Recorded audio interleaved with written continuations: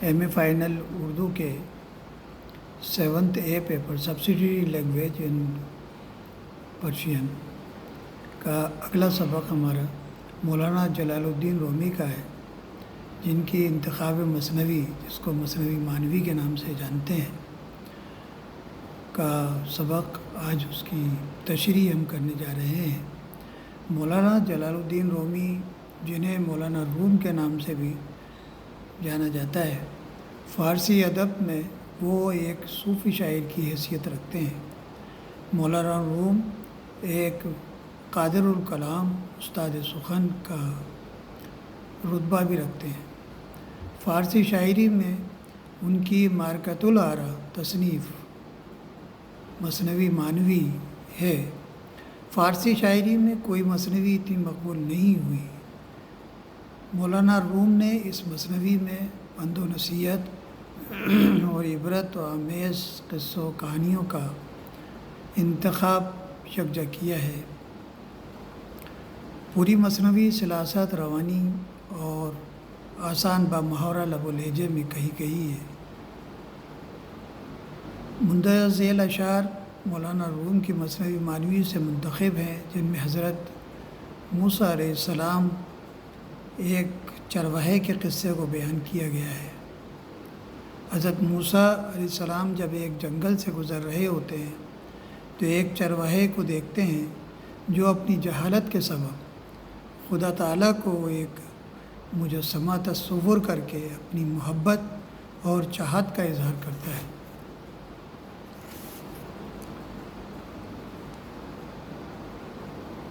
جس کو سن کر حضرت موسیٰ اس پر سخت ناراض ہوتے ہیں اور اس کو برا بھلا کہتے ہیں۔ بعد میں اس کی لا علمی کو دیکھتے ہوئے بڑے خوبصورت انداز میں اس کو سمجھاتے ہیں کہ خدا تعالیٰ ان تمام خدمات سے پاک صاف ہے، وہ تمام ضروریات انسانی سے مبرہ اور مصفہ ہے۔ اس طرح چرواہے کو اپنی غلطی کا احساس ہوتا ہے اور وہ پشیمان ہو کر جنگل میں چلا جاتا ہے۔ یہ مختصر سا قصہ ہے جس کو حضرت جلال الدین رومی نے بڑے خوبصورت انداز میں پیش کیا ہے۔ اس کا پہلا شعر ہے کہ دید موسیٰ یک شبانی رہ برا کہ او ہمیں گفت کریم الہ۔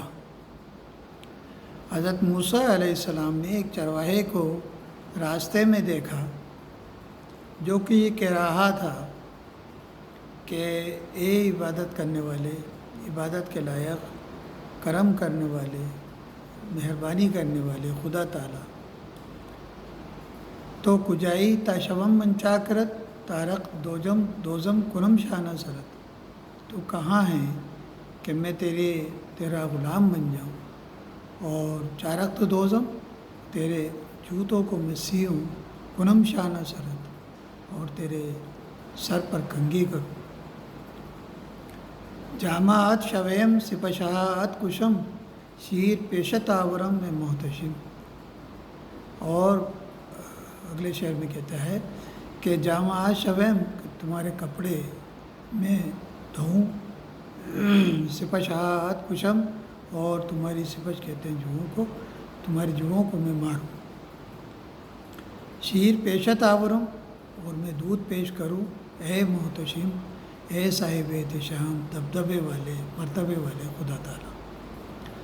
دستکت بوسم معلم پائکت وقت خواب آیت بروبم جائے گت۔ دستکت بوسم، تمہارے ہاتھوں کو میں بوسہ دوں، معلم پائکت، اور میں آپ کے پیروں کو دباؤں، وقت خواب آیت بروبم جائے گت، اور جب آپ کے نیند کا وقت آ جائے، سونے کا وقت آ جائے، تو میں آپ کے جگہ کو، بستر کو جھاڑوں، صاف کروں۔ اے فدائے تو ہما بزہائے من، ای بیادت ہی وہی ہائے من۔ اے خدا تعالیٰ، میری تمام بکریاں آپ پر قربان ہو جائیں کہ میں آپ کی یاد میں آج بہت زیادہ خوش ہوں۔ اپنی خوشی کا اظہار وہ ہی ہائے من سے کر رہے ہیں۔ ای نمت بہودہ می گفت آن شبان، گفت موسیٰ بے کیستی ہے فلان۔ اس بہودہ گوئی کو سن کر حضرت موسیٰ علیہ السلام نے اس چرواہے سے پوچھا کہ گفت موسیٰ بکیستی ہے فلاں، پوچھا کہ اے موسیٰ علیہ السلام نے پوچھا کہ اے فلاں تو یہ سب باتیں کس سے کہہ رہا ہے اور کس کے لیے کہہ رہا ہے؟ گفت با آکس کے مارا آفرید یہ زبین و چرخ از احمد و پدید، اس نے جواب دیا کہ میں اس ہستی سے کہہ رہا ہوں جس نے کہ ہمیں پیدا کیا ہے۔ یہ زمین اور یہ آسمان، چرخ کہتے ہیں آسمان، یہ آسمان جس کی وجہ سے ظہور پذیر ہوئے ہیں، ظاہر ہوئے ہیں، پیدا ہوئے ہیں۔ گفت موسیٰ ہائے بس مدبر شدی، خود مسلمان نہ شدہ کافر شدی۔ حضرت موسیٰ علیہ السلام نے کہا کہ افسوس کہ تو بددین ہو گیا، تو مسلمان نہیں رہا بلکہ کفر کرنے والا ہو گیا ہے۔ ای چے یا یست بچو چے کفراست و فشار ممبئی اندر دہان خود فشار۔ حضرت موسیٰ علیہ السلام نے کہا کہ یہ کیا بےہودہ گوئی ہے، کیا غلیظ باتیں ہیں جو تیرے منہ سے کفر کی باتیں نکل رہی ہیں، وہ بےہودگی ہے۔ ممبئی اندر دہان خود فشار، تیرے منہ کے اندر روئی کو ڈال لے، ٹھونس لے تاکہ یہ چیزیں بند ہو جائیں۔ گندے کفرے تو جہان نہ گندا کر، کفرے تو دیبائے دین راجندہ کر۔ گندے کفرے تو جہان، وہ تیری کفر کی گندگی نے تو دنیا کو میلا کر دیا ہے، گندا کر دیا ہے۔ کفرے تو دیبائے دین راجندہ کر، اور دین کی پاکیزگی کو تیرے کفر نے غلیظ بنا دیا ہے۔ چارہ کو پا تبا لائق مرتراست آفتاب رچونی ہاکے رواست۔ اب اس چرواہے کی جہالت کو نظر انداز کرتے ہوئے حضرت موسیٰ علیہ السلام اس چرواہے کو سمجھاتے ہوئے کہتے ہیں کہ چارہ کو پا تبا لائق مرتراست، کہ جوتے اور پیر یہ تو تیرے اور میرے ہی صفات کے لیے ہیں، میرے لیے ہیں۔ آفتاب رچونی ہاکے رواست، بھلا ایک سورج کو ان سب چیزوں کی کیا ضرورت ہے؟ گر نہ بندی زئی سخن تو حلق رہا، آتشی آیت بصورت خلق رہا۔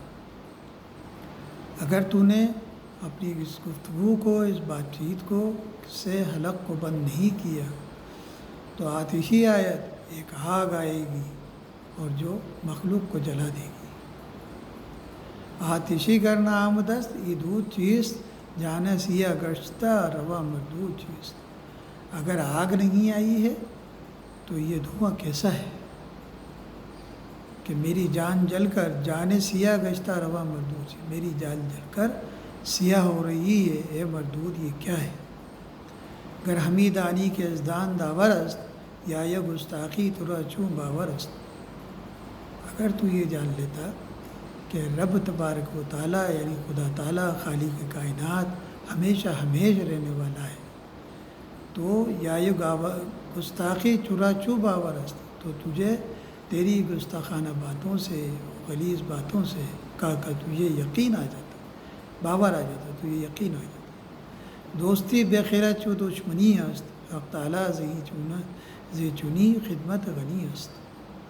پھر فرماتے ہیں جیسے محاورہ ہے کہ دوستی، نادان کی دوستی جی کا جنجال، اسی طرح انہوں نے کہا ہے کہ دوستی بے خیرت چو دشمنی است، بے عقل کی دوستی یعنی نادان کی دوستی دشمنی کے برابر ہوتی ہے۔ حق تعالیٰ زہی چنی خدمت غنی است، حق تعالیٰ شانہ یعنی رب تبارک و تعالیٰ ان تمام خدمات سے مصفہ ہے، پاک ہے، غنی ہے۔